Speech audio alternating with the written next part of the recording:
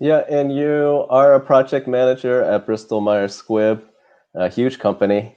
What skills do you feel like your work can translate to being a member of the board of ed? So I'm a certified project manager. I've got about 20 years of experience managing global programs all over India and UK and Europe. Uh, I mainly manage a key set of diverse stakeholders who are placed globally, and most of our projects are either ROI driven or compliance related. So I have extensive experience managing budgets, negotiating contracts, vendor management, and business case validation. So if we need to do a project, what's the core quantifiable success metric? We have goals, and working with a diverse group of stakeholders, I know how to negotiate, and different stakeholders have different needs, and you will have to collaborate and compromise on certain key deliverables. So that's what I bring to the board. And just thinking about the board of ed, I mean, I read your priorities. It seemed like number one was really about budget. So much of our tax dollars go toward education. How will you see that those tax dollars are efficiently used and spent? So when I first moved to Berkeley Heights, I think we bought under a certain price range. We kind of anticipated the taxes to go up in New Jersey. But when I started seeing that my taxes were going up from 8,000, they were almost like there was a 50% hike. I wanted to understand how a small town, or how the local administrations run, how are my property taxes being taken into account. And I realized that out of our property tax bill, after the first chunk goes to the county, the remaining goes to the school board and to the town council. And I started tracking it about 6 years ago. And as of now, I think we spend about 56% of every property tax bill to the schools. And since the time I've started tracking it, our cost per child has gone up from $13,000 to $21,000 a kid. And I started thinking, because I grew up in India, I went to a school in India, and I was thinking, like, are we getting the bang for our buck? If we are spending $21,000 per child, are we spending, and are we being accountable in how we spend it? And with the tax increases going up, that's where, and especially this year due to the COVID and the pandemic, I think every parent's focus is on, are we getting a quality education? And I think we can do better. We're doing a great job. We have a great school district, but we can definitely strive to do better.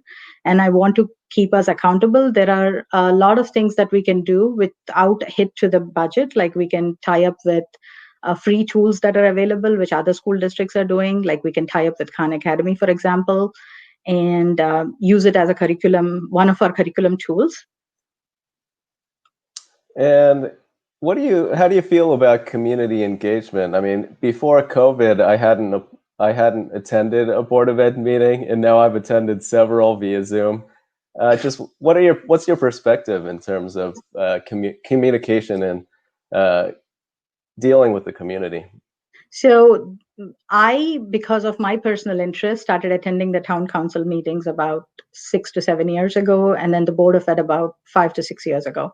And I feel that a lot of key stakeholders are unable to get engaged with our school board because the meetings are bi-weekly. They are at 7:30 p.m. They're held at CMS. A lot of working parents can't attend, and they go on for a long time.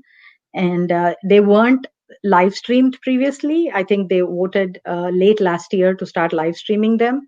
So I feel that every resident should be able to communicate and give their inputs. And I think we can do a better job at community engagement and outreach with residents, not just the parents. And especially with parents, now that with this whole pandemic and switching over to the remote as well as the hybrid model, I think we people are able to get engaged via Zoom calls. But prior to that, I think they couldn't come in to these late meetings due to different commitments, or their work schedule, and give their valuable input.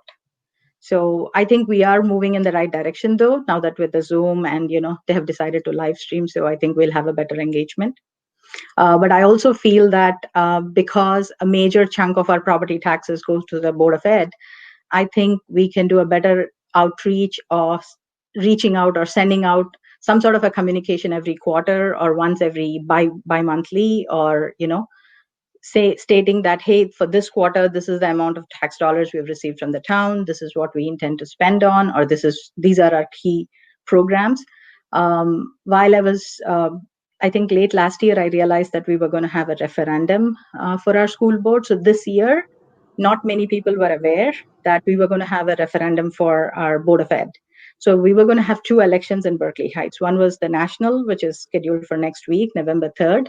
And there was also going to be a school board election on September 29th, which was a referendum asking for $5 million to update the GL and a couple of other media centers. And I asked them early on, when they decided that they were going to do a special school board election, I said, why don't we put that referendum question on the November 3rd ballot? Like, everybody's received their ballots. If you flip it around, there are these referendum questions. By putting a referendum question on the November 3rd ballot, it doesn't cost the taxpayers in the town any money. There's no impact. And also, because this being a presidential year, we would have had more people answering that question. But when I asked that question to the school board of ed, I was told that there was a survey. We got a great response, and we were going to have a special election in September. And then I think early spring, or due to COVID, when the state switched to vote by mail, our board decided to postpone it to next year. And I honestly hope that we do it on the November 3rd next year also. That way we'd have more engagement instead of a special election, which will also not have a tax dollar impact to the residents. Yeah, and you talked a little bit about impactful policies. The last time you and I spoke, we were just talking about our daughters and their experience going through the remote learning during the spring, and they seemed very different in terms of how they were taught and what they went through. And that was just within our own town. How do Yes. you see that? How can these standards be more standardized? So that's something that has been I've heard about it with other parents, because I have my daughter's in fourth grade right now at William Woodruff, but she has friends who are at Hughes. Some of them are at Mountain Park. So my concern is, are we basically? I know we are one school district. We are all bound by certain policies, but are all the kids learning? Is there uniform instruction happening across the elementary schools? I think this was a concern, because we would hear, like, our school is doing this, at third grade, have you guys caught up? What are you guys doing? This was like a moms, like parents talking to each other.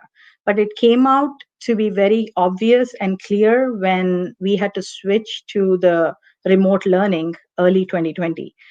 That's when I realized that our school, like, my daughter's third grade, had a certain way, or, a standard operating procedure in William Woodruff, where the teachers would start the Zoom early on. There would be attendance, there would be a pep talk on what we plan to do. And then the teachers would stay logged in all day. Versus I was hearing that wasn't the case in Hughes, that wasn't the case in Mountain Park. And the kind of messaging we were getting in terms of how this whole virtual mode is being conducted. So that's when I felt that I think we need to evaluate and look at, to make sure that all elementary schools, or there's uniformity in instruction across the board, in all schools.